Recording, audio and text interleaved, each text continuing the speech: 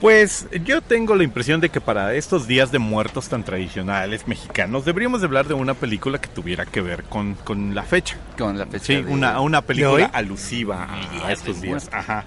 Por ejemplo, yo hablaría de una película que tuviera que ver con cosas como ¿por qué Beto está parado en la cabecera de tu cama? ¿Por qué estás parado en la cabecera de mi cama, Beto? No puedes ponerte a mis pies. Nomás porque si no me paro ahí me pararía en tu cabeza. Pues que siento aquí tu presencia y... Sí, o también me preguntarías por qué de repente tengo un inusitado apetito de carne de guajolote. ¿No será de barbacoa? No se hace barbacoa con guajolotes. Va a ser barbacoa con lo que sea. ¿Sí? Se dice. Bueno, no sé. Bueno, yo nunca he visto barbacoa de guajolote, pero en todo caso en particular yo diría que sí tengo ganas de pan de muerto. ¿De pan de muerto? Sí, de pan de muerto, sí. ¿De guajolote? ¿Y para ti solo o lo compartirías? No lo compartiría de ninguna manera, y menos con ustedes dos. Tal vez si hubiera un tercer comensal, un tercer invitado.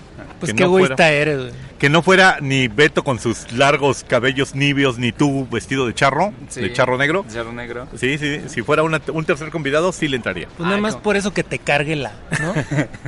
Uy, como el que está parado a los pies de mi cama ahora sí. ¿Por qué estamos en mi cama? Para empezar, eso digo yo. No, ¿qué pasó, Vic? Tú estás en tu cama, yo estoy en la cabecera de tu cama. ¿Qué? Aparte te sube y baja las cejas mientras dice, ven acá, tengo algo que mostrarte. Tú hueles a humedad como si salieras de una gruta. Ajá. Tú hueles a mugroso como si salieras de una temporada sin bañarte. Tú hueles a hollín. Bueno, ya de qué película vamos a hablar hoy. Sí. El día de hoy parece ser que nos toca hablar de Macario, de Roberto Gabaldón. Por fin, cabrón. Vamos a darle. You ain't heard nothing yet. Wait a minute, I tell you ain't heard nothing.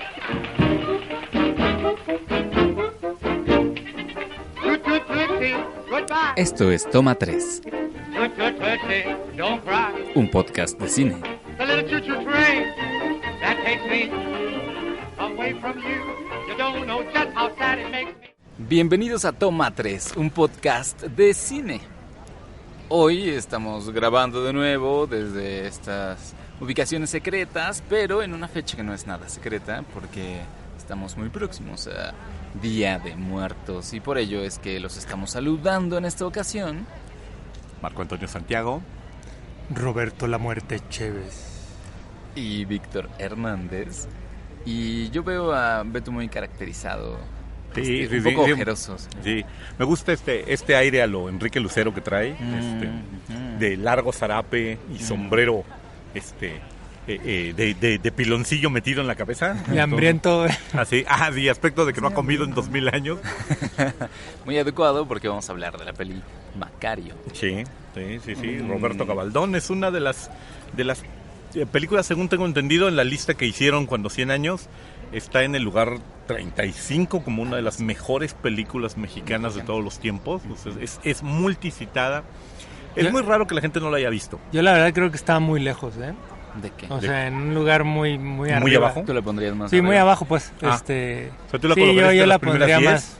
Pues sí, es una muy buena película. Sí, o sea, yo pienso que no la colocan tan arriba por una natural, ya lo hablaremos más adelante, pero yo creo que no la colocan hasta arriba por una cuestión como de artificiosidad, de artificialidad, como que es una película mexicana que no se siente como una película hecha por mexicanos y que tal vez eso sea lo que la coloque un poquito debajo.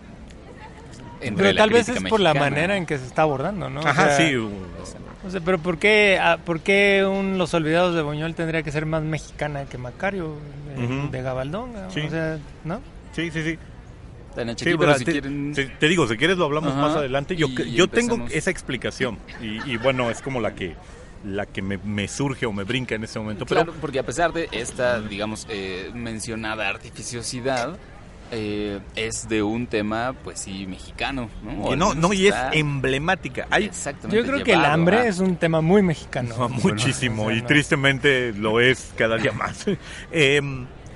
Así como en cada año nuevo vemos El Inocente con Pedro Infante y Silvia Pinal como una película de fin de año tradicional mexicana que se exhibía frecuentemente, o sea, Televisa en su canal 2 exhibía frecuentemente.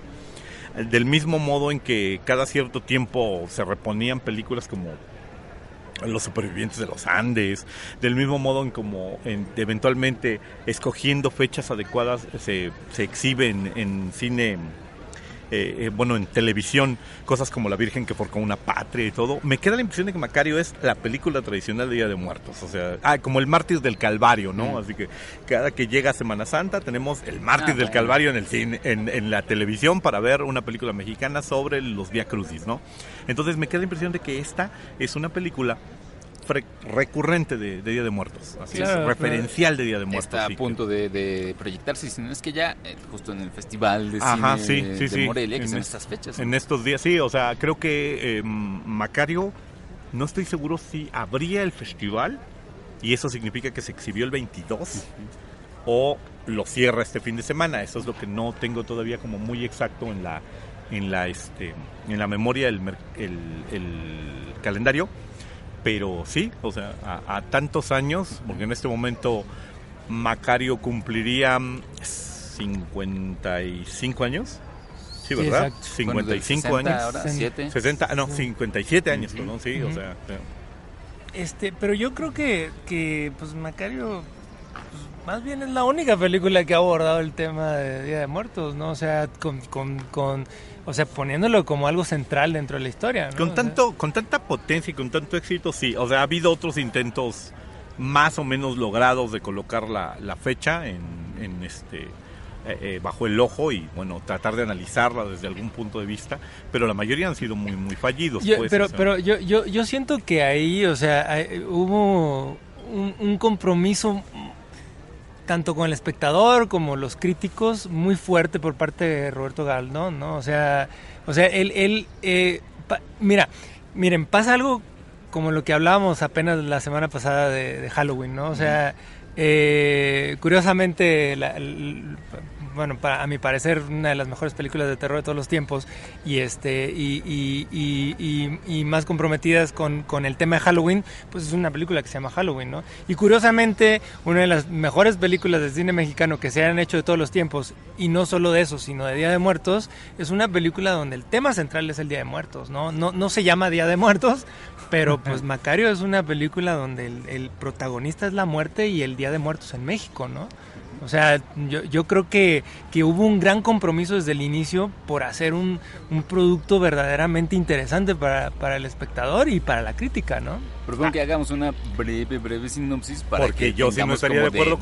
Yo sí no estaría de acuerdo con Beto para esta discusión, para que, bueno, idealmente mucha gente ya la habrá visto, pero quizá refrescar un poquito. Macario es una película basada muy libremente en una novelita de Bruno Traven, que a su vez está, que en cierto sentido como pirateada de una versión muy anterior de varios cuentos. Entre ellos ustedes podrán reconocer algo que se llama El Tercer Invitado, que es un cuento corto de Bruno Traven, y también Traven era alemán, ¿no?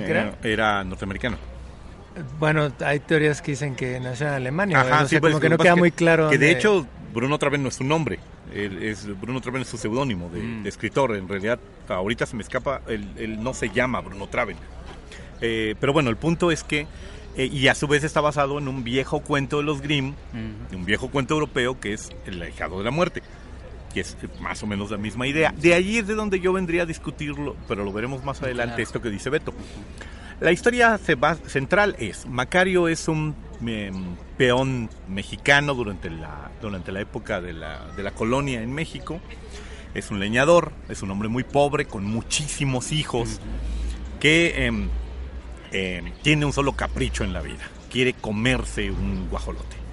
Y no puede hacerlo. Su pobreza y la condición de su vida lo obligan a ser un papá altruista y luchador, tratando de alimentar la docena de bocas que tiene en su casa, ¿no?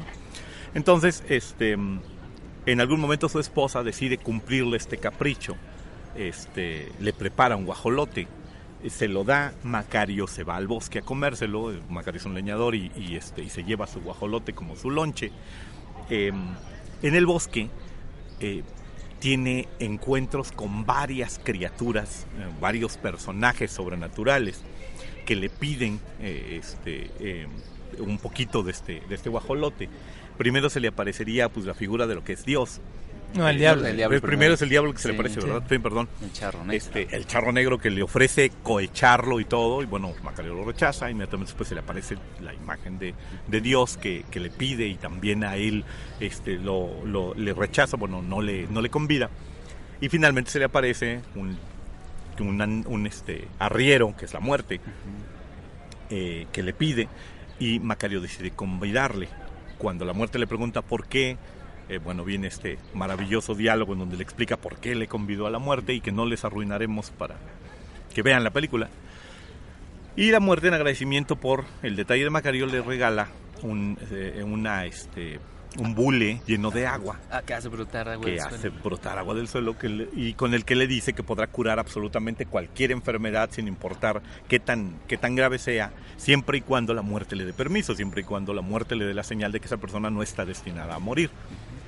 Macario se vuelve un curandero famoso, es apresado por la Inquisición por sus brujerías.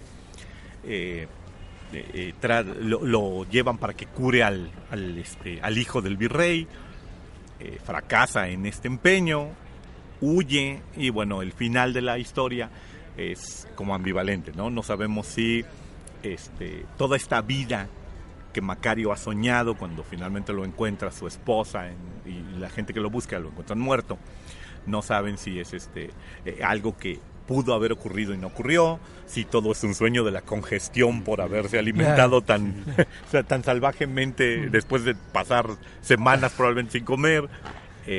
Bueno, lo cierto es que se lo cargó, ¿no? Lo cierto es que vemos a Macario muerto en la escena. Por indigestión. Bueno, eso suponemos. Y entonces, bueno, básicamente a esta es la sinopsis de la película. Ustedes pensarán que se las arruinamos por el cuento, pero el cuento es muy conocido, el cuento tradicional es muy ubicable, y para estas alturas, aparte, creo que por lo menos en México, no sé si en otras latitudes de Latinoamérica, pero por lo menos en México, la historia es referencial, la conoce prácticamente todo el mundo, incluso los que no han visto de qué trata Macario ubican perfectamente la historia. Entonces, básicamente ese sería nuestra sinopsis de arranque para comenzar a platicar de la película. Bueno, yo quisiera decir algo ahorita que mencionaste al origen de la historia, inspirada por el libro de Traven. Pues pareciera que es una historia universal contada en México, en el Día de Muertos específicamente, por alguien que pues es a todas luces no mexicano, y pues tal vez visto desde afuera pues se entiende como una historia netamente universal. Pero no, o sea, los mejores libros de Traven son acerca de la cultura mexicana, ¿no? Entonces, él vivió muchos años aquí en México y llegó a comprender a profundidad lo que es tanto el Día de Muertos como pues la cultura en general, ¿no? Del mexicano. Entonces, yo sí creo que es una historia hecha, construida desde las raíces del México actual en ese entonces, ¿no? Que era pues un gran culto al Día de Muertos. Y pues es algo que se mantiene hasta nuestros días, ¿no? ¿Pero has leído la novela? No, nunca la he En leído. la novela, por ejemplo, o sea, Traven no plantea a la muerte como una entidad excesivamente mexicana. Macario es muy mexicano, pero la muerte no es mexicana. De hecho, describe a la muerte vestida como un viejo soldado. La muerte trae colgando trae un cronómetro que dice que le dio un marino británico, que antes de eso él cargaba un reloj de arena, pero que el reloj de arena se lo destruyen en una batalla durante las guerras napoleónicas. La muerte en la novela no es nacionalista. Ese es uno de las primeras características de la historia. Gabaldón y el guionista Emilio Carballido sí alteran la imagen de la muerte, sí la vuelven, esta imagen que luego se va a volver muy recurrente en nuestro país. La relación cultural que los mexicanos tenemos con la muerte es muy, muy especial. Muchísimos tipos en otras latitudes se colocan como en esta idea, ¿no? de discutir que los mexicanos nos burlamos de la muerte, la consideramos una entidad amistosa, nos la comemos en forma de dulce, nos la comemos en forma de pan. la celebramos de alguna manera, nuestras calaquitas son festivas, parecieran de estar en pachanga, pues pareciera que la muerte es una clase de fiesta a la que todos vamos a terminar invitados. Y entonces este juego muy curioso, Gabaldón lo aprovecha, y lo aprovecha de manera muy exitosa. Aparte aprovecha muy bien a su actor. Pues, Enrique Lucero es escalofriante, sí. pero es escalofriante sin llegar a ser agresivo. Exacto. El actor es un tipo que parece muy empático, pero su imagen es muy tétrica. Sí, no es amenazante como tal, pero sí tiene algo ahí macabro de por sí. O sea, es uno de los Por grandes presencia. éxitos de la película. Claro, pues yo creo que es uno de los personajes mejor construidos en la historia, ¿no? O sea, Ujú. porque a diferencia de Dios y el Diablo, pues son personajes totalmente de relleno, ¿no? O sea, eso es... Y están súper tranquilos, están súper tiesos, pues, o sea, son como las imágenes de Pastorela, les faltaba vestirse de diablito y de ángel, o sea, como que son figuras muy acartonadas, y la de la muerte es muy profunda. Bueno, la muerte también es un personaje de Pastorela, es el pastorcito, es el pastor, ¿no? Sí. Pero es el pastor que siempre ha tenido hambre, ¿no? O sea, es aquel que realmente habita en el campo y que está buscando un guajolote que pueda comerse, ¿no? Sí. Y que yo creo que, o sea, la presencia de este personaje me parece que abona a esta percepción de que la peli se siente como tan temáticamente nuestra, ¿no? Porque a nosotros sí nos gusta mucho decir eso, que en México no es que haya un culto a la muerte como tal, pero pues sí tenemos una cercanía un poco diferente, y entonces en una peli que tiene una presencia de ese personaje tan notable y que además está como ambientada por esas fechas, pues decimos, es tan mexicana, pero pues, o sea, es discutible quizá por esto de sus inspiraciones varias que tiene la peli, y la intención, ¿no? De su manufactura. Esta muerte, por ejemplo, curiosamente grave y al mismo tiempo risueña, o sea, el momento en el que, por ejemplo, Enrique Lucero, encarnando a esta muerte, le dice a Macario, a López Tarso, me has hecho reír, me has convidado, estoy agradecido contigo, pues esta muerte que se ríe, esta muerte que se sienta y platica contigo. Que le llama amigos. Ajá. ¿No? Es una imagen muy mexicana de la muerte, ¿no? Hay muchos teóricos que dicen que en realidad esto de que los mexicanos no le tienen miedo a la muerte y de que los mexicanos se burlan de ella o la consideran amistosa, es solo una bravuconada más del nacional machismo. Pero una cosa es cierta, para muchas otras culturas, sobre todo por ejemplo para las culturas europeas, la muerte es The Grim Reaper, ¿no? El gran segador, la cosa que llega y barre con todo. Esta película nos muestra esa versión de la muerte que los mexicanos parecen sentirse muy cómodos con el tratamiento.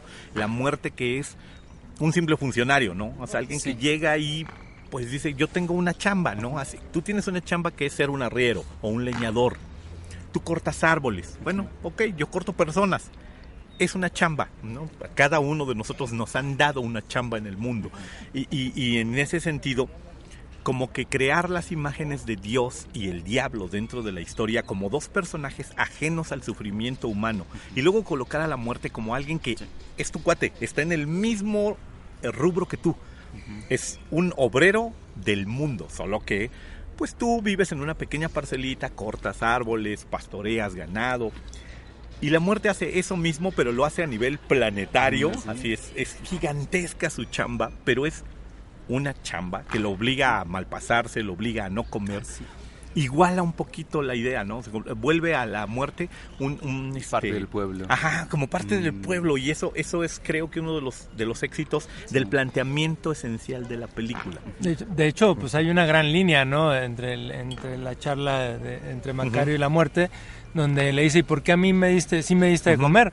Y le dice, porque tú sí tenías hambre, cabrón. O sea, porque se veía luego que traías hambre, ¿no? Y por el ingenio, ¿no? Lo que contesta a continuación, lo de, porque cuando tú llegas ya no hay tiempo exacto, para nada. Que es la verdadera razón, ¿no? Sí. Pero yo siento que en esta película se reúnen muchos factores que tal vez en su momento no fueron tan bien apreciados aquí en México. Ojo, Los Olvidados también pasaron por eso. O sea, no fue vista con tan buenos ojos desde la crítica nacional, al igual que Macario, ¿no?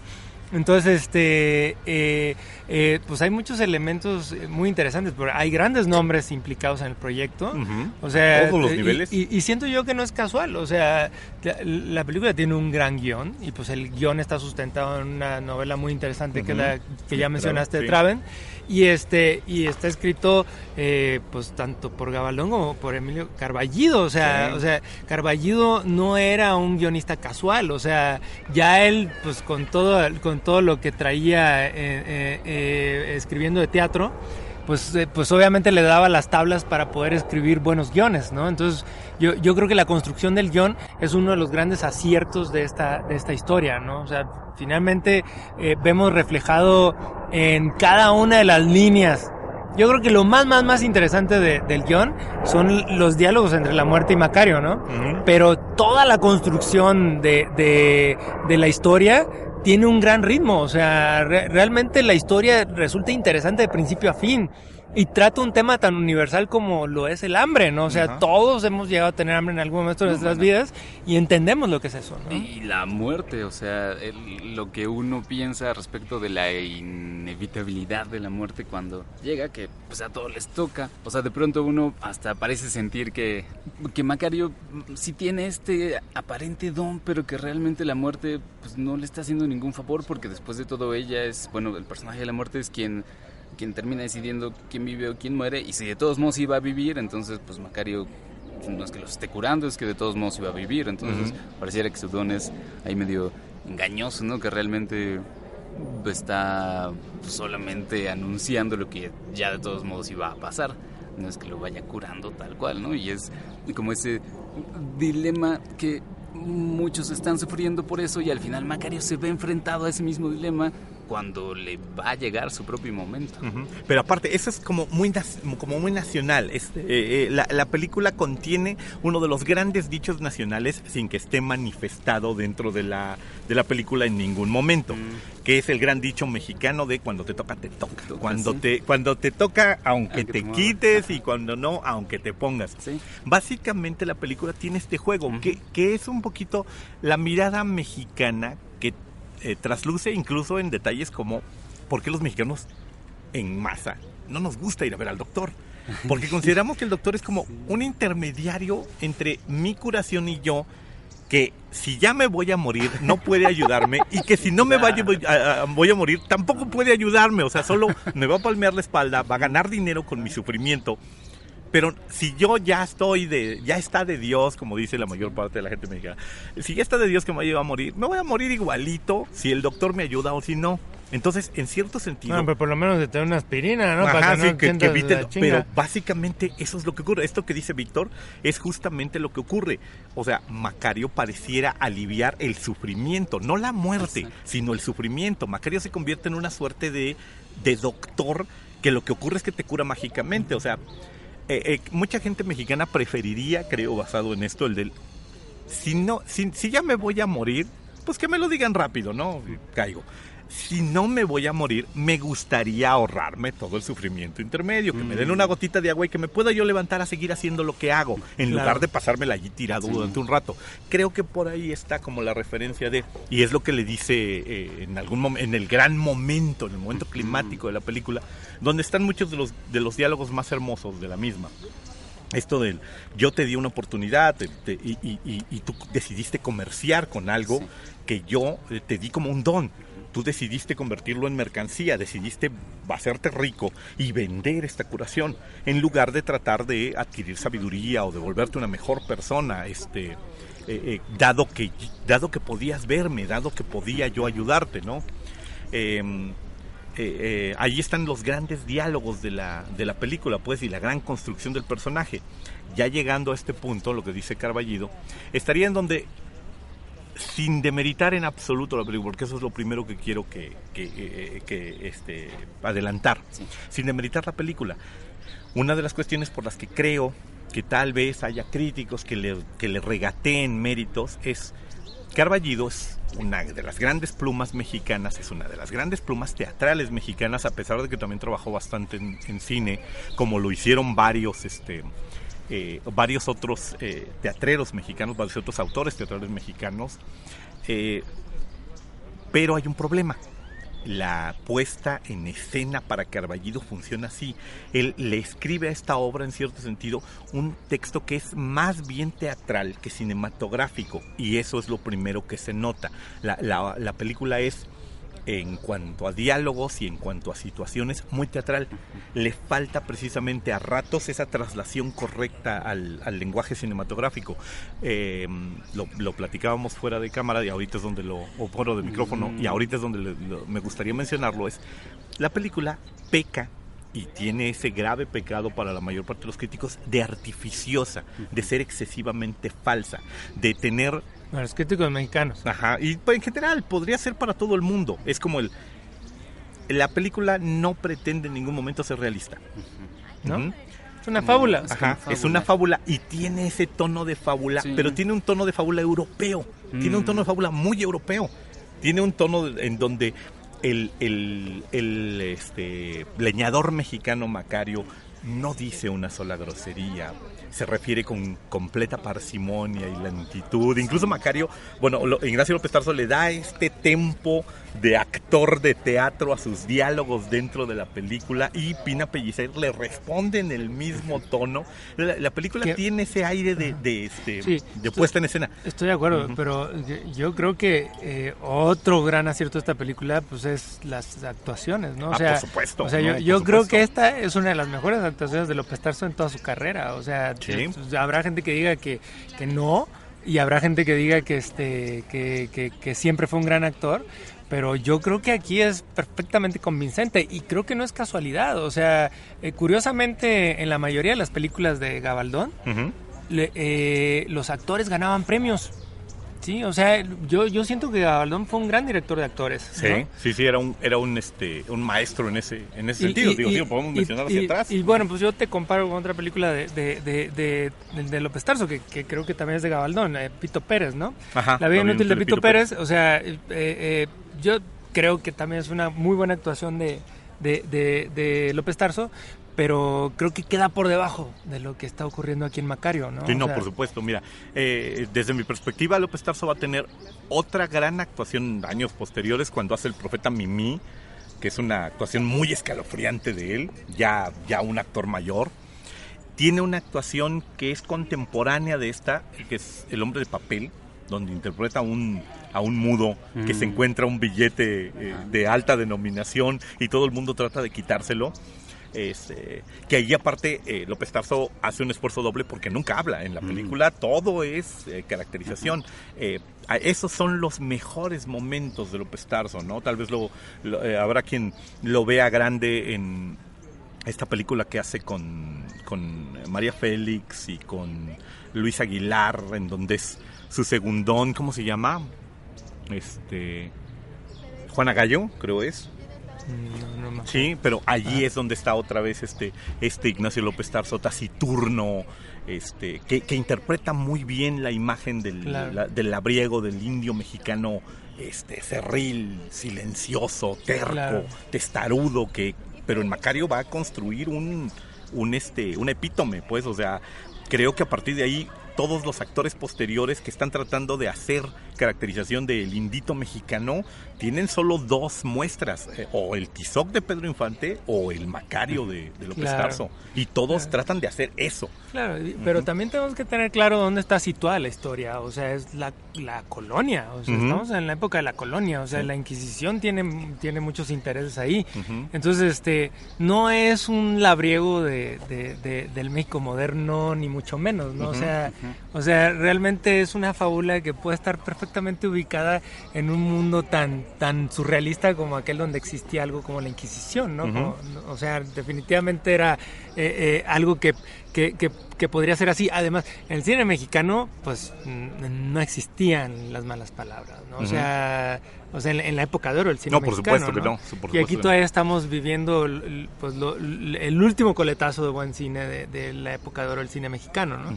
Entonces, pues yo creo que el personaje de Macario, también combinado con esta gran actuación de Pina Pellicer, que bueno, es otra actriz muy interesante para charlar acerca de ella. Sí. pues genera una mancuerna que le da mucha potencia a la historia, ¿no? O sea, la creación de Gabaldón a través de Macario, pues para el cine mexicano se dice que es una película que fue hecha para festivales, ¿no? Que fue hecha exprofeso para ganar el Oscar, ¿no? Digo, para competir en los Oscars, Al ¿no? menos, ¿no? Sí. Y curiosamente, bueno, ¿cómo vas a tener tú una fórmula para lograr eso? O sea, nunca antes una película mexicana había estado en los Oscars, simplemente, ¿no? No. Y bueno, también tomemos en cuenta que previo a esto solo ha habido 3 entregas de premio a la mejor película extranjera. Claro. La película en lengua no inglesa, pues. O sea, pero que México ya había tenido presencia en festivales, ya había metido películas a Venecia, ya había metido películas a Cannes, ya había metido mismo películas, Gabaldón, ¿no? Ajá, sí, o sea, ya hay una tradición de el cine, o sea, justo este momento, aparte es el famoso sexenio de López Mateos, en el cual el cine está tratando de dar el siguiente paso, ¿no? O sea, hay una robusta y sana industria mexicana de cine, y ahora es el momento de empezar a cosechar, ¿no? De empezar a probar los límites de esa sana y perfectamente construida. O sea, Gabaldón lleva, para el momento de Macario, 20 y tantos años de director ya, no es un chamaco de ninguna manera, es un tipo con mucha experiencia, ya ha sabido lo que es que le premien películas, y en esta evidentemente hay como una suerte de concentración clara de muchas capacidades, de muchos talentos, con la intención de hacer una película que nos represente, tal vez no que nos represente en festivales, pero que se vuelva icónica del cine mexicano. Pues sí hay una intención ahí detrás conjuntando un buen director, un buen guionista, un buen fotógrafo, sí, una buena cantidad de maravillosos actores, técnicos, sonidistas, creadores de escenografías, la producción. Todo eso está sumado para tratar de hacer una película, para empujarla en una sola dirección, ¿no? Y es como la dirección de sintámonos orgullosos de lo que vamos a hacer. ¿Y se le podrá criticar esto de ser artificiosa o de que tenga la intención de ser emblemática del cine mexicano, pero funcionó, pues? No, o sea, por supuesto, multipremiada, estuvo nominada al Oscar como mejor película y la tumbó de allí solo el Ingmar Bergman, Ingmar Bergman y el manantial de la doncella. O sea, bueno, tampoco la tumba cualquier película, se enfrentó. Pues, sí, o sea, tampoco la tumba cualquier película, ¿no? O sea, y además, o sea, se convierte en un clásico en el sentido de que pues sigue siendo exhibida y es conocida y la gente la sigue viendo. Y sigue siendo referencia, exacto, no solamente en el cine nacional. Ajá. Pues, o sea, Macario sigue siendo una película que nos representa en otros países, en otras latitudes, como, mira de lo que es capaz el cine mexicano cuando se concentra, ¿no? Cuando se propone trabajar en alguna dirección. Bueno, aquí me gustaría mencionar, o sea, yo no termino de entender por qué dices que es artificiosa, o sea, el hecho de que esté inspirada en una fábula, ¿la hace artificiosa? ¿O? Sí, o sea desde mi perspectiva. Entonces, ¿cuál es el problema? O sea, pues es la razón con la que se tiene que armar este tipo de historias, ¿no? O sea, finalmente no es algo hiperrealista como Los Olvidados, que ya rayan el surrealismo, obviamente. Sí, por supuesto. Por la misma crítica mexicana, decir no es el México que queríamos retratar. Y el que es, ¿no? O sea, no, esto nos negamos, pues, incluso en una época donde la censura del gobierno era fuerte, ¿no? Sí. O sea, mi explicación va por ese sentido, o sea, una vez más, aclaro. Yo no le regateo méritos a Macario. No trato de considerarlas, es una película menor o es una película que el tiempo ha exagerado. De hecho, no. Me queda la impresión de que el tiempo ha sido eventualmente justo con ella. Es una película de la que los críticos cada vez se ven más obligados a hablar, se ven más obligados a sostener como una gran joya. Pero se detienen mucho en la del sí, pero es como si nosotros consideráramos grande Caperucita Roja y el Lobo Feroz, como si consideráramos grande Pulgarcito. Sí, pero no es una historia nuestra. Y te digo, me estoy poniendo aquí en el papel del abogado del diablo, porque yo realmente no lo creo. No creo que una película mexicana tenga que tratar de paupérrimos rancheros mientamadres que se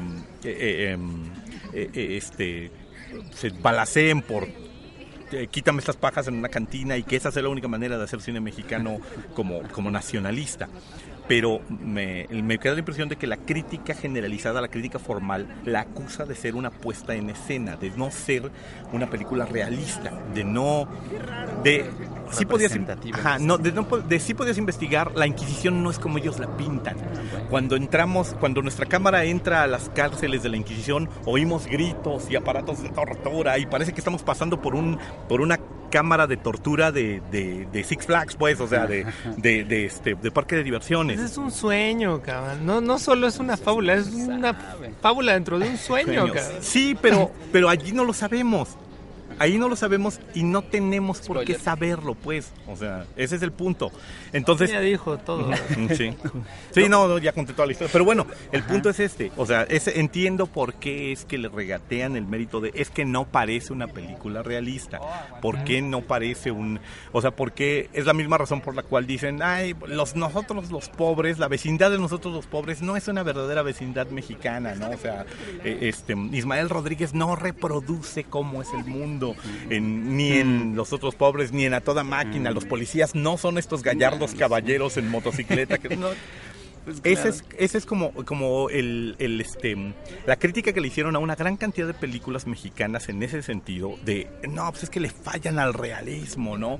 Le fallan a retratar al verdadero México. Claro. Pero mira, por ejemplo, Nosotros los Pobres, ya que lo mencionas, es una película muy simple, o sea, no tiene ni siquiera un subtexto. Cuando aquí hay demasiadas capas, o sea, en Macario puedes analizarla y revisarla y ver qué papel juega cada personaje y cómo es que la historia siendo contada o cómo interpretas el final o cómo interpretas el resto de la historia, y va a haber un subtexto continuamente, ¿no? O sea, que creo que eso pues va de la mano de quién trabajó ese guión, ¿no? O sea, realmente hay mucha profundidad en lo que estás viendo como algo aparentemente superficial, ¿no? Sí, yo precisamente lo que quiero decir que digamos, hablando de grandes historias, ya sea en el cine o en cualquier otro medio, o sea, realmente no necesitamos que sean realistas o verdaderas, sino como que tengan sentido dentro de ellas mismas, verosímiles, redondas, ¿no?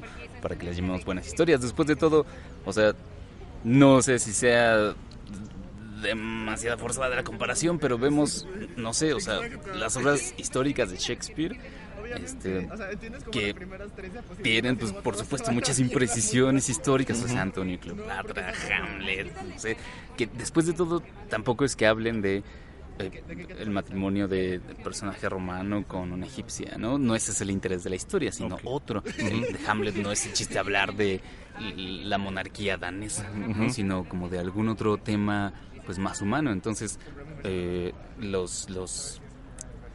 lo que Macario experimenta en esta historia quizá no es tanto lo que un peón mexicano siente enfrentado a la muerte, sino lo que pues un ser humano sentiría enfrentado a eso. Claro. Ahora, bueno, o sea, encuentro una comparación con algo más reciente, ¿no? O sea, The Princess Bride. No sé si la hayan tenido oportunidad de verla. Es una película muy simple, es un cuento, aparentemente no ocurre nada importante como resolución de todo esto, y sin embargo, pues una gran película, o sea, está muy bien contada, tiene mucho ritmo, realmente nos involucramos con los personajes, aunque son personajes totalmente acartonados teatrales de cuento, o sea, no sé si recuerdas a Íñigo Montoya, este individuo, este corsario que está buscando vengar a su padre, o sea, simplemente, o sea, su motor es algo totalmente humano, o sea, que es justo lo que pasa aquí, es algo muy básico, como pues el hambre, y ese hambre puede hacer de la vida una gran historia, ¿no? O sea, incluso de la muerte, ¿no? Entonces, pues yo creo que el gran logro de Gabaldón fue tratar temas simples de la manera más profunda posible, ¿no? No sé, o sea... Sí. Y esto nos puede dar pie, si quieren hablar un poquito más de el director. ¿De Roberto Gabaldón? No me interesa hablar de algunas otras obras, bueno, sobre todo como comparadas, bueno, o en el contexto de Macario, ¿no? Gabaldón es un tipo, es un director mexicano que es muy curioso. los años no han sido justos con muchos creadores mexicanos y no los han colocado en el lugar en donde deberían estar. Y Gabaldón me atrevería a decir que es uno de los casos más clásicos, porque era un obrero del cine, pues era un artista del cine que le chambeaba muchísimo. Uno de sus grandes aciertos es precisamente meterse mucho con la gente de teatro. Él va a tener guiones o trabajando junto a él como guionistas, agentes como Carballido, como Luis G. Basurto, como Rodolfo Sigli, eventualmente incluso como Hugo Argüelles. Una de sus últimas películas, Doña Macabra, es un guión de una obra teatral de Hugo Argüelles.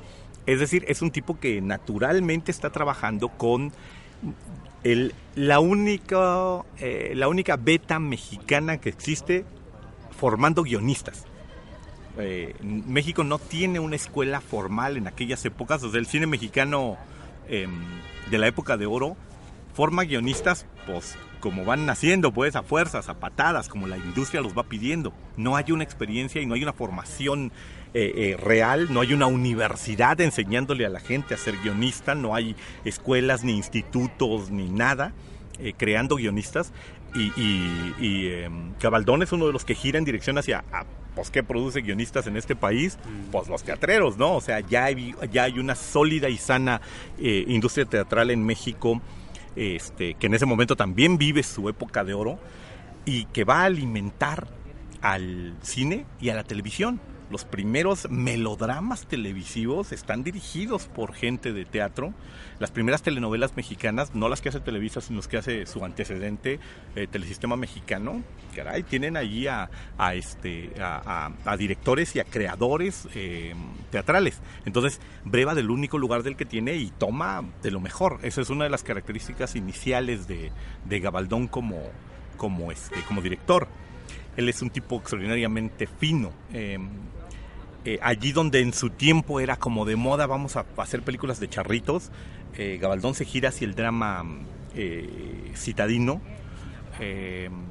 Hace cosas como La diosa arrodillada, que va a ganar premios, en donde trata de hacer como cine negro, como tragedia o melodrama humano citadino. Hace otras cosas que naturalmente el cine mexicano no tenía como muy cercano hacer, y lo va a hacer con gran elegancia y con gran inteligencia, pues. O sea, efectivamente lo que dijo Beto hace un momento, es un gran director de actores.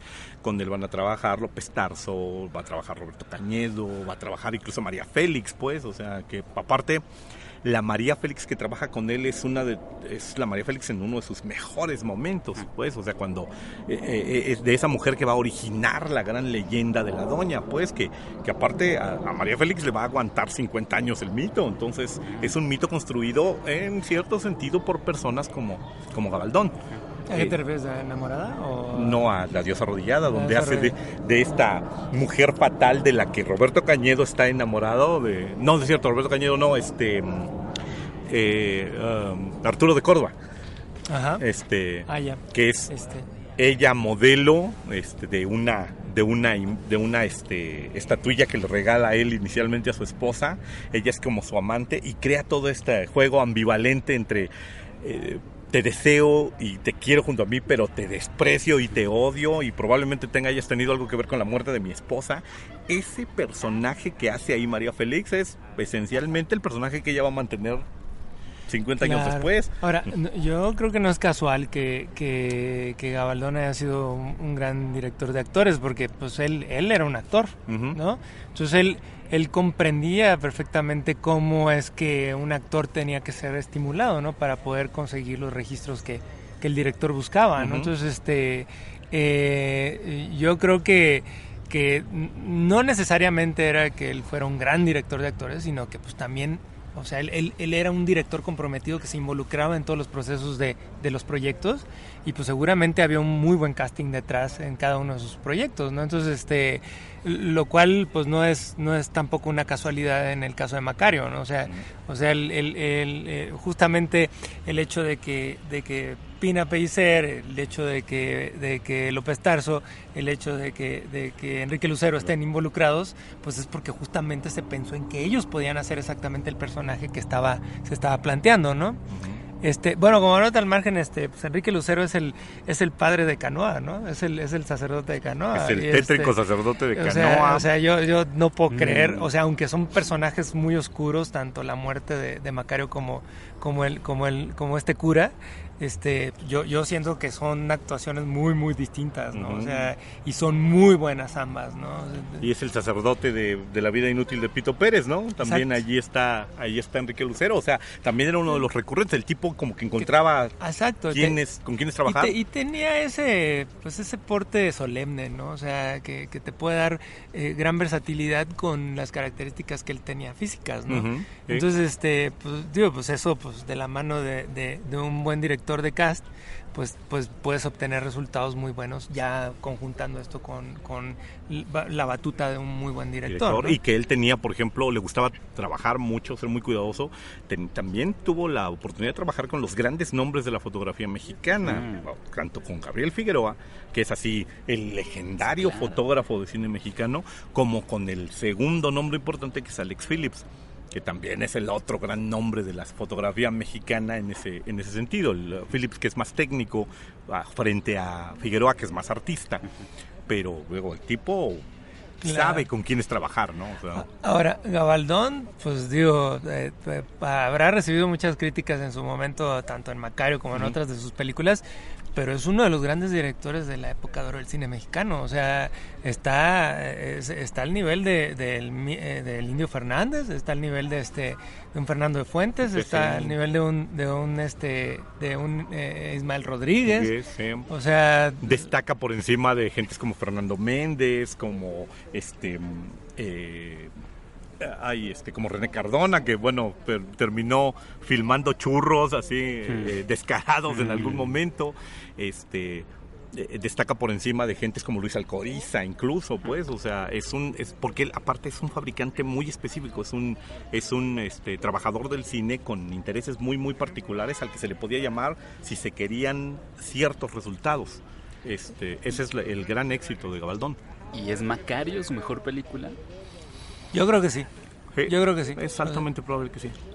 Sí, yo creo que sí. No he visto todas sus películas, pero finalmente yo siento que la historia le ha dado su lugar a Macario y digo que en su momento fue muy reconocido, tal vez no en México como debiera, ¿no? Pero pero bueno, está la distancia del tiempo, no sabemos cómo era exactamente el México del momento en que fue estrenada Macario, y pues yo creo que esa actualidad fue la que le generó tantas críticas, como yo insisto, el caso de Los Olvidados, ¿no? O sea, Los Olvidados fue una película que en México no fue bien recibida de ninguna manera, y en el extranjero pues recibió todo, ¿no? Entonces, sí. Gabaldón hace a Macario en un momento en el cual está arrancando el milagro mexicano. Te digo, la presidencia es plena presidencia de López Mateos. López Mateos era pariente de Gabaldón, ¿no? O sea, ¿sí?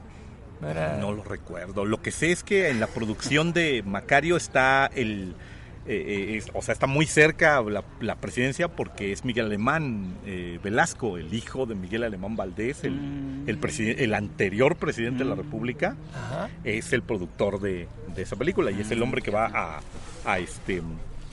sobre cuyas espaldas se van a construir la cinematografía y la televisión mexicana de los años posteriores. O sea, Miguel Alemán Velasco es el gran artífice de las telecomunicaciones mexicanas de los 50s y 60s. Entonces, según yo, ahí está él como productor. Sí está el gobierno muy cerquita supervisando en aquella época, porque parte de la intención era que las películas reflejaran a este México moderno, a este México pujante, entrando de lleno en el primer mundo. Ya no es el México de los arrieros y los inditos, ya no es el México revolucionario, ya es como creo que sigue, ¿no? El México en el que la revolución ya triunfó. Claro. Y entonces, como la revolución ya triunfó, todos somos prósperos y todos somos ciudadanos del primer mundo. ¿Y será que de ahí venga un poquito esta ola de críticas? O sea, Es altamente como crítica probable, es altamente oficialista, probable que la película porque va en sea contra de los intereses la película sea nacionales. tachada de oficialista o de apadrinada, Mm. y que precisamente por eso sea que la película está ligeramente mal vista por los críticos, como de es una película que llevó el aplauso del poder, y por tanto tenía la pretensión de mostrar un México, según esto, un México que no existía, o colocar, o sea, desde el punto de vista narrativo, y llegué a oírlo de algún crítico, consideraban que Macario, por ejemplo, funcionaba perfectamente como una fábula con un indito en las épocas actuales, pero que la colocan muy lejos, la colocan en la época de la colonia para que no pise ningún callo, para que no lastime a nadie, para que sea una fábula completamente anterior. Ni siquiera hambre, pero allá. Ajá, o sea, ya con los españoles, que eran los que nos tenían hambreados, ¿no? Pero no, o sea, en el México moderno el hambre no existe, y que es probablemente esa reacción contraria a la de pues es que es una puesta en escena artificiosa, falsa, desligada del México nacional, crudo y lleno de carencias, lo que eventualmente le haya generado animadversión de los críticos. Digo, lo que yo veo eventualmente de la película es que es intencionadamente acartonada.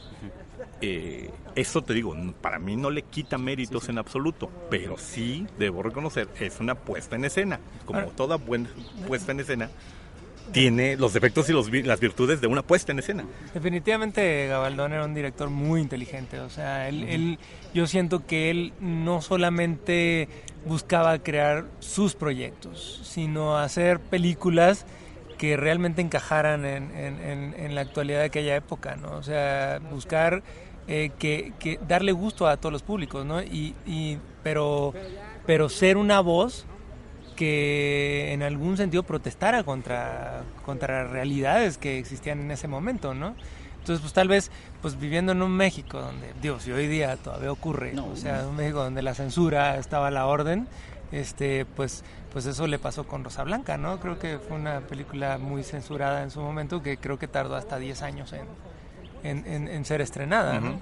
Entonces, pues yo incluso pondría, aunque no mexicano, pero él estuvo mucho en la época del cine mexicano acá dirigiendo. O sea, yo pondría a Gabaldón a la altura de un Buñuel, ¿no? O sea, realmente, o sea, digo, con estilos muy diferentes, pero persiguiendo todo el tiempo hacer una verdadera propuesta cinematográfica en cada uno de sus proyectos, que siento que ese era el problema que tenían ambos, ¿no? O sea, en el momento en que venían con una propuesta totalmente interesante y atrevida, pues la crítica los rechazaba, ¿no? Por eso es que el cine de la época está tan lleno de garbanzos de a libra, ¿no? Por eso es que la gente de repente dice, órale, México tuvo grandes directores que produjeron 1, 2 grandes películas, y luego como que, o sea, ves su cinematografía, los tipos siguieron trabajando y siguieron haciendo cine, pero uno de sus momentos, así el momento en el que más le echaron ganas,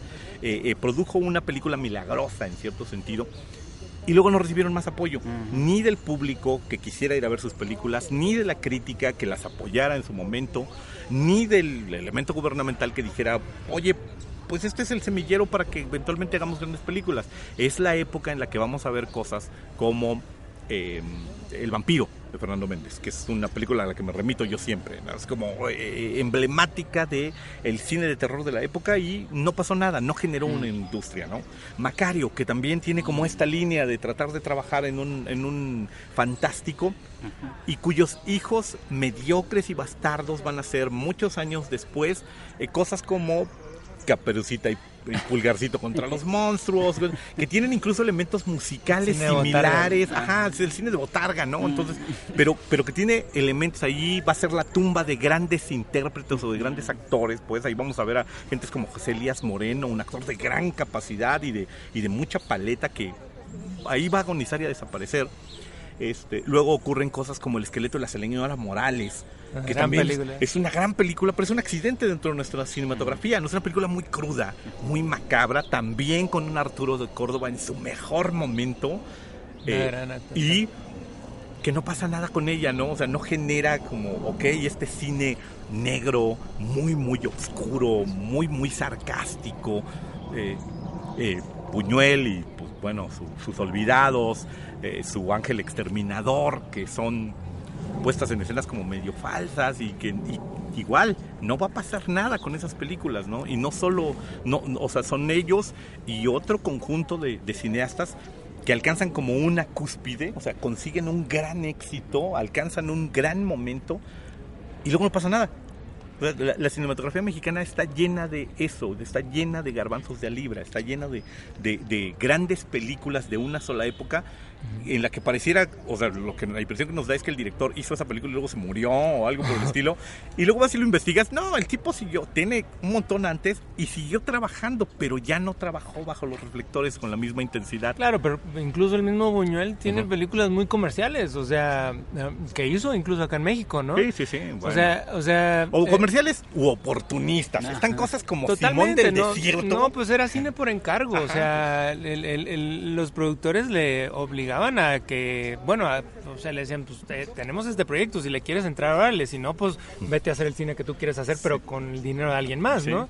Entonces, pero yo creo que estos garbanzos de a libra sí se pueden dar en un cine que es muy productivo, o sea, en un cine donde se está generando continuamente muchas películas, que era lo que pasaba en la época de oro del cine mexicano. Tal vez actualmente México está logrando llegar a esos niveles, no en calidad, ni en garbanzo de libra. Por multiplicidad, sí. Pero sí en cantidad, ¿no? Sí. Entonces, pues tal vez no estamos... Es sencillo, ¿no? O sea, es como, ustedes vean la lista de las 100 mejores películas del cine mexicano y por una curiosidad estadística, el 80% de ellas caen entre 1960 y tantos y 1940 y tantos. O sea, el gran nicho es justo ese momento. La época de oro del cine mexicano es la que más produjo grandes películas, pues. Y no es accidental, efectivamente. Es una industria muy sana que está produciendo una gran cantidad de basura, una gran cantidad de cosas triviales y está produciendo películas. O sea, eso te ayuda a producir eventualmente una película interesante, meritoria, rompedora. O sea, esas películas no salen de la nada, pues, no surgen así espontáneamente. Totalmente, o sea, la esperanza que tenemos, con estos años más cercanos de gran boyancia, ¿no? Que haya muchas pelis, ok, pero pues que vayan saliendo unas. Sí, pues 2016, ¿no? Es el año, o sea, ya opacó en algo a la historia del cine, ¿no? 2016 fue el año en el que más películas mexicanas terminadas y exhibidas en la historia del cine nacional. Sí, eso está cañón. Digo, ahora sí que salgan los garbanzos de a libra, ¿no? Esperarías, ¿no? O sea, pero miren, o sea, es como, pues, ¿quién gana más medallas de oro en una olimpiada? Pues el país que tiene un programa deportivo más grande y que tiene más atletas preparándose y que tiene más inversión en el deporte. Bueno, pues obviamente pues en el cine pasa algo muy parecido, ¿no? O sea, pues donde hay más inversión, donde se generan más películas, donde das todos los elementos para que los creativos puedan hacer sus proyectos, pues eventualmente esos recursos van a llegar hasta la gente que realmente va a hacer cosas interesantes, ¿no? Y tu analogía es muy triste. Aquí nos estamos convirtiendo en algo muy grillo, pero la analogía de Beto es muy triste porque es esencialmente correcta. Tú ves la delegación gringa y dices, es una delegación inmensa, ¿no? Pero es una delegación inmensa que saca 100 medallas, ¿no? Y luego ves la mexicana y también es una delegación inmensa que trae una, ¿no? Entonces, como que dices, le invierten igual un montón a... O sea, para allá va el cine. Ajá, o sea, es lo que nos está pasando. Lo que nos está pasando es que producimos 200 atletas y unos de medalla. Igual estamos produciendo 150 películas por año y una está así como...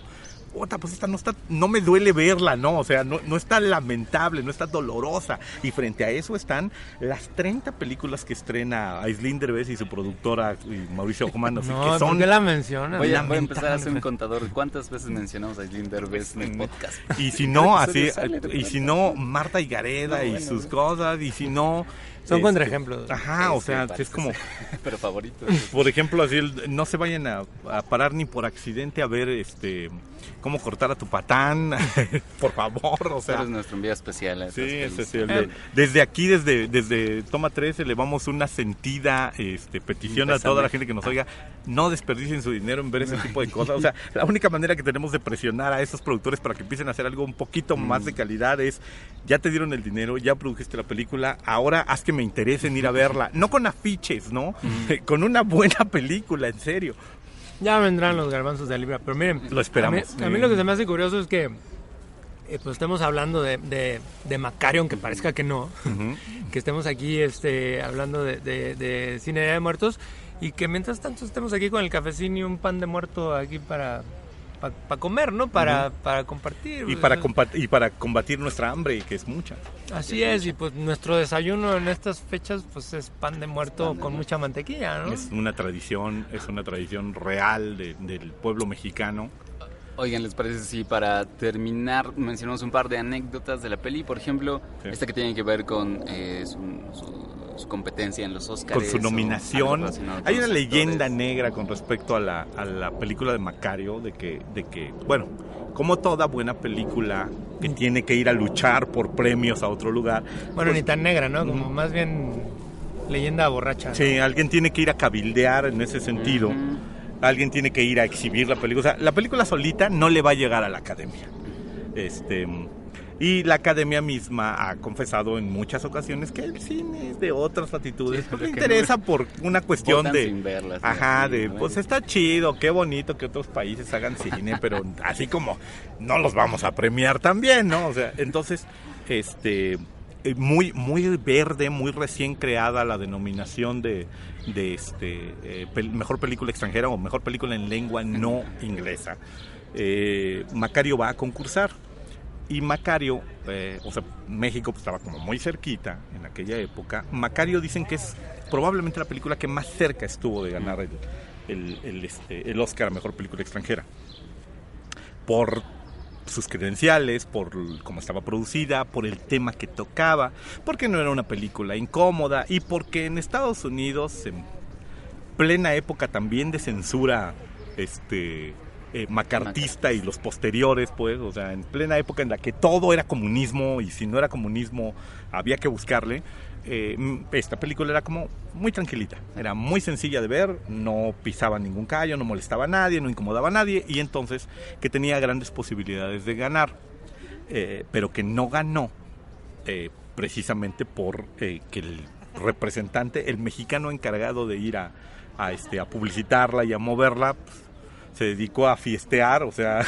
dijo, estando en Hollywood. Ajá, dijo, me llevaron allá y voy como representante mexicano, entonces me van a invitar a un montón de fiestas de Hollywood. Se dedicó a pedir autógrafos y a ver con quién salía y que no se dedicó a hacerle publicidad y a distribuir la película y que debido a ello una gran cantidad de integrantes de la academia no vieron la película y que esa fue la razón por la que no votaron en favor de Macario.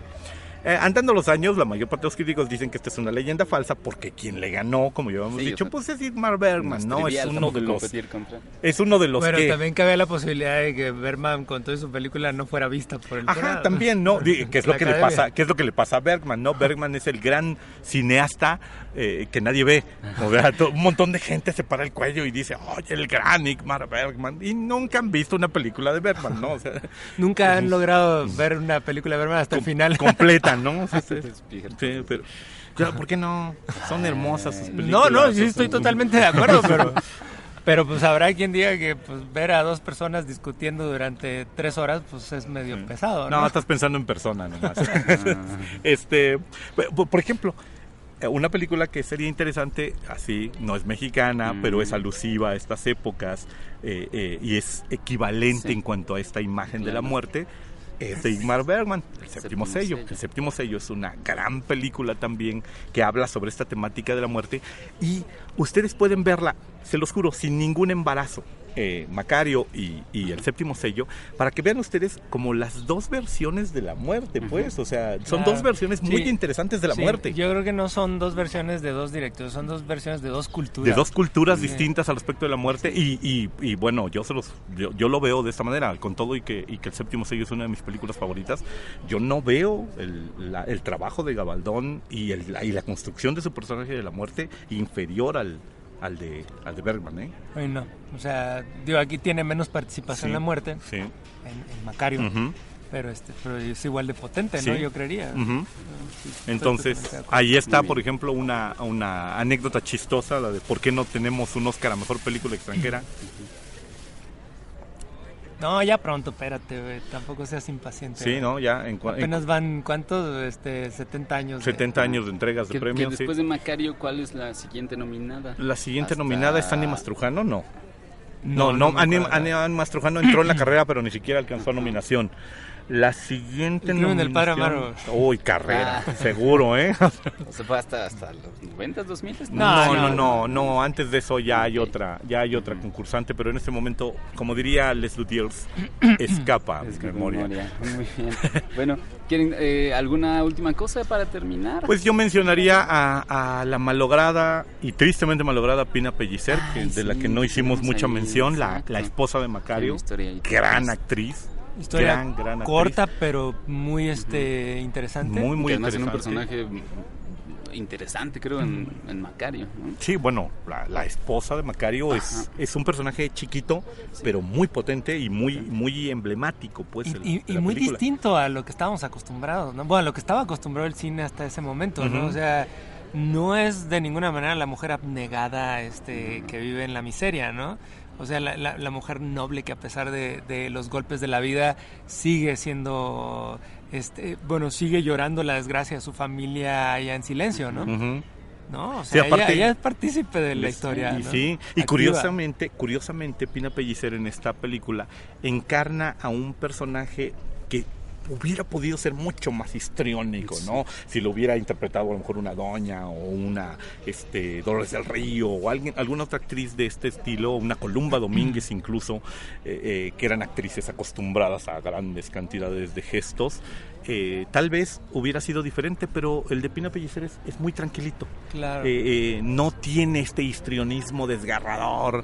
Ella encuentra el cadáver de su marido y no lanza gritos, no llora, sino que le habla como a un niño Claro. dormido, y ese colofón final de la película es muy hermoso, precisamente en gran medida por la actuación que hace Pina Pellicer. Entonces, También tiene que ver un poco la culpa del personaje de haber orillado a la muerte. no, por supuesto, a su no esposa. pensar así, chin, yo lo La maté cagué. lo maté con un guajolotazo, ¿no? Entonces, pero es una gran intérprete, y es una gran intérprete, curiosamente, esto me gustaría mucho mencionarlo, que muere a los 30 años, bueno, menos de 30 años tiene Pina Pellicer cuando muere, y se suicida por una depresión basada en que ya no le daban trabajo. ¿Cómo crees? En que sí, o sea, la razón que ella aduce es que siente que las puertas del cine mexicano se le están cerrando Pero no habrá sistemáticamente. sido más una cuestión de física. Depresión. Ella era muy tendiente a la depresión. O sea, Claro. entiendo perfectamente que no, o sea, no hay un ostracismo total en su contra. Claro. Pero Pina Pellicer parece una actriz como muy vinculada a la cultura mexicana, a la cultura, a la alta cultura mexicana. No me gusta el término, pero es así como habla con pintores, con poetas. Es sobrina de Carlos Pellicer, el poeta de la generación de los contemporáneos. Tiene una hermana escultora, otra hermana, Claro. Pilar, que se va a volver emblemática para las telenovelas mexicanas, y según tengo entendido, después de trabajar en esta famosa película con Marlon Brando, El rostro impenetrable, regresa a México y le pasa lo que a muchas personas que han triunfado en otros países, que regresan a México y les cuesta mucho trabajo, como que todo el mundo piensa, no, fulano ya se va a fantochear, se va a mamonear, ya trabajó en Hollywood, no va a querer trabajar conmigo por 3 pesos, ¿no? O sea, Claro. ya no va a querer cualquier proyecto. Y entonces, Que- parece ser que eso es lo Que que... al momento solo tenía 2 películas en México, ¿no? Ujú, Incluida sí, Macario, sí, ¿no? O sea, sí, pero se había ido a hacer una a España, claro, Rogelia. Exacto. Exactamente. O sea, ya que tenía... es una gran película también, ¿no? Ajá, sí, que ya tenía... O sea, ella tenía un palmarés, pues, o sea... Claro, o sea, yo creo que todavía estaba en su carrera naciente cuando muere, ¿no? O Tiene sea, menos de o sea, 30 años. O sea, yo sí. creería, o sea, incluso con esas 4 películas que Ujú. hizo, la ponen en niveles de las grandes actrices de la historia del cine mexicano. Sí. Y teniendo 2 películas en el extranjero, ¿no? Sí. De las películas que hizo, la mitad fueron en el extranjero. Sí. Entonces, yo creería que su carrera pues fue meteórica, o sea, en muy poco tiempo logró lo que muchas actrices tardan décadas tardadas tal vez en nunca hacer. consiguen. Exactamente. Ajá, sí. Y fue un periodo muy corto donde hizo grandes actuaciones Sí. en pocas películas. Yo sí la pondría al nivel de una Dolores del Río. O sea, Sí. si hubiera podido sobrevivir. No sabemos qué unos 10 hubiera años sido, más, sí, ¿no? o sea, no sabemos qué hubiera sido de ella al respecto, no sé, porque aparte es la época en la que México pierde a varias mujeres emblemáticas, pues, o sea, Claro. con muy poco periodo de diferencia, México va a perder a una Blanca Estela Pavón en Ajá. un accidente de aviación. También Blanca Estela tiene menos de 30, tiene 26, 27 cuando Claro. muere, es muy chavita. La mítica diva del cine mexicano, Miroslava Stern, que también va a morir y también se va a suicidar con barbitúricos como Pina Pellicer en 1956, 55 se Claro. suicida Miroslava. Entonces, en un periodo muy cortito, México pierde a muchas mujeres cuyos rostros están en el inconsciente mexicano, incluso aunque hicieron muy poquitas cosas, Claro. incluso aunque trabajaron muy limitadamente, se anclaron en el inconsciente mexicano tanto como se anclarían mujeres que se volvieron repetitivas y salían en decenas de películas. Y bueno, eso me gustaría mencionarlo en este programa alusivo Macario, la carrera de Pina Pellicer como una de las carreras más prometedoras y más Claro. tristemente truncadas de la historia del cine mexicano. Y digo yo, ¿quién en su cuarta película, teniendo 3 habladas en español, Ajá. trabaja con un ya consumado Marlon Brando? Sí, ¿no? O sea, Y bueno. y donde en esa película, o sea, se considera que el mayor logro es la actuación de Pina Pellicer. Sí, no, bueno, O sea, y ella ya había estado trabajando, o sea, ella está trabajando en el proyecto desde que lo tienen Stanley Kubrick y Sam Peckinpah, que después lo botan, o sea, se salen del proyecto y le dejan toda la carga a Marlon Brando, pero sí, efectivamente, las críticas que recibe Pina Pellicer son de que, o sea, llegan al nivel de escándalo de que es una nueva Audrey Hepburn, o sea, la comparan con la Hepburn, y es como la demostración de lo potente que es el asunto. Ella tenía como muy buenas relaciones con artistas de la época, y te digo que eso es lo que yo creo que pesa, el hecho de que la industria mexicana la ve triunfar en otros lugares y dicen no, bueno, ya no tiene nada que hacer aquí, y probablemente eso es lo que haya deprimido, porque también es cierto, en el último año de su vida prácticamente ya no trabaja. O sea, ya no hizo obtiene por nuevos ahí papeles. un capítulo en Alfred Hitchcock. Ajá, Presenta, sí, es lo que oí, pero y algo más en televisión, ¿no? Ujú.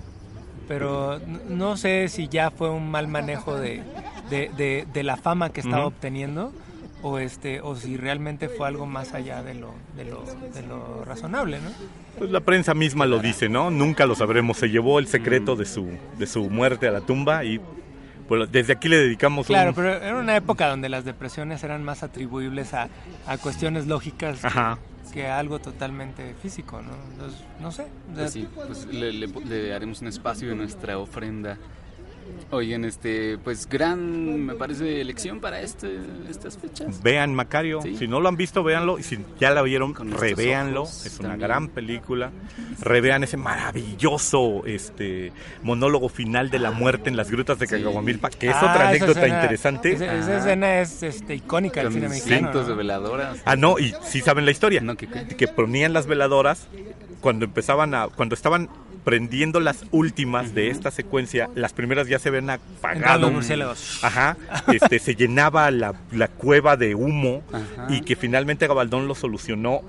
Las velas que vemos al final no son velas, las luces del fondo son series de luces, son poquitos, ok. porque no podían mantener las velas prendidas. Al final, la primera ilusión de Gabaldón era todo van a ser velas, Sí, claro. pero lo que decían es que la escena duraba tanto y la puesta de las velitas duraba tanto tiempo que era imposible mantenerlas a todas prendidas al mismo tiempo, que algunas se consumían antes de que la última se estuviera encendiendo. Mucha gente muriendo. Ajá, sí, o sea que el Lucero y López Tarso decían me asfixio aquí adentro, y que precisamente por ello es que esta escena emblemática de la caverna de la muerte con las veladoras representando las almas humanas se hizo con foquitos. Esa escena es un gran valor de producción de Macario. Sí. O sea, tan es así como que los fotogramas de las velitas encendidas allá al fondo con Macario y la muerte acá al frente. Con Enrique O sea, Lucero. ¿no? Sí. son distintivas del cine mexicano. Son emblemáticas, sí, junto con su